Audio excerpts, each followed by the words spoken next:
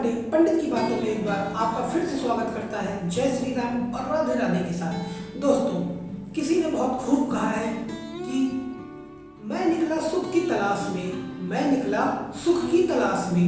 रास्ते में खड़े दुख ने कहा मुझे लिए बिना सुख का पता नहीं चल सकता। जी हाँ दोस्तों, इसी प्रकार से हमारी जिंदगी है। आज हम अपनी जिंदगी में दिन ब दिन भटकते जा रहे हैं सुख की तलाश में। हम जो हमारे पास है हम उसमें खुश नहीं है। हम सोचते हैं कि हमको इससे ज़्यादा मिल जाए, इससे ज़्यादा मिल जाए, जिसके कारण से हम अपने जीवन में आने वाले सुख को भी दुख में बदल देते हैं। दोस्तों आज हर एक इंसान, चाहे वो पैसे वाला हो, चाहे वो मान प्रतिष्ठा वाला हो, चाहे वह कोई भी इंसान हो, वह दुखी है। उसके पास कोई ना कोई दुख है जिसका कारण उसे भी नहीं पता। आज हम उन्हीं 5 कारणों पर बात करेंगे कि जीवन में इंसान दुखी क्यों होता है, आखिर वह सुख की प्राप्ति क्यों नहीं कर पाता है।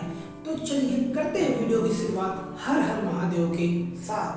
दोस्तों, इंसान के दुखी होने के जो 5 कारण हैं, उसमें सबसे पहला नंबर 1 कारण है ईर्ष्या करना।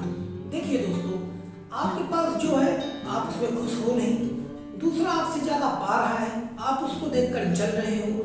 आप चाहते हो कि वो जो पा रहा है वो मैं पाऊं, और इसी चक्कर में आप उसका काम अपने सर पे ले लेते हो। अर्थात अगर वो कपड़े की दुकान डाला है, आप किराना की दुकान डाले हो, कपड़े की दुकान में ज्यादा बिक्री हो रही है तो आप भी कपड़े की दुकान डाल दोगे। दोस्तों क्यों ऐसा क्यों कर रहे हो? आपके पास जो है आप उसमें खुश रहो ना। आप उसमें देखो कि मुझे उसमें जो मिल रहा है उसको मैं कैसे प्लस करूं। आप उसको प्लस करो, आप उसी काम पे फोकस करो ना। आप पड़ोसी को देख रहे हो, उससे जल रहे हो, जब तक आप दूसरों से जलोगे आप कभी भी सुखी नहीं रह सकते हो।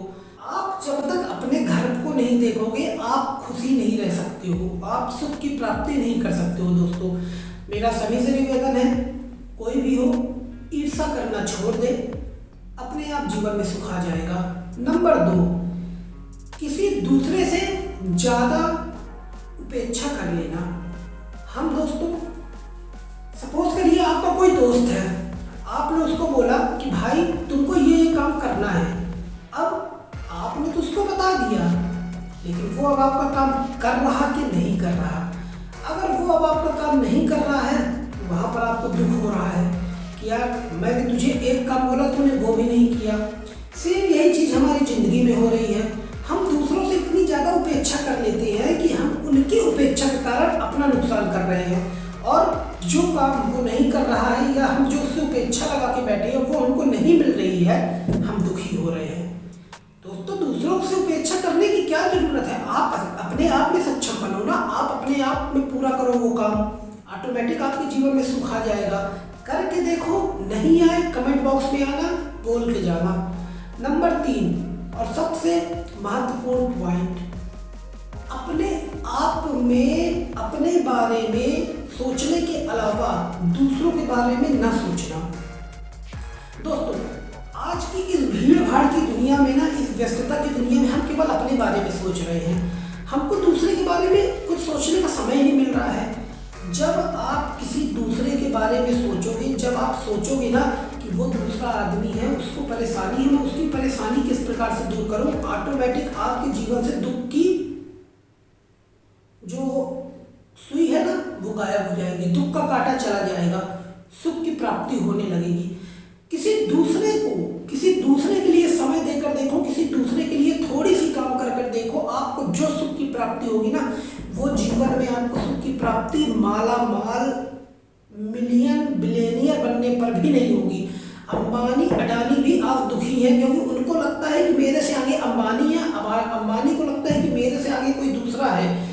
अपने आप में सुखी रहना है, अपने आप में सुख ढूंढना है, तो देखिए अपनी इच्छाओं की पूर्ति आपको एक जगह आकर रोकनी पड़ेगी। जो है उसमें आप सुखी रहना सीखो। क्या करोगे इतना पैसा पाकर? कुछ नहीं करोगे, सब यहीं छोड़ कर जाओगे। इसलिए पैसे के पीछे मत भागो, कुछ मान प्रतिष्ठा व्यवहार और अपनी खुशी ढूंढो। अपनी खुशी जिस दिन ढूंढने लगोगे ना, सुख की अनुभूति तुमको अपने आप हो जाएगी। इसी के साथ चौथे नंबर का पॉइंट बोल रहा हूं, बेवजह किसी को परेशान करना।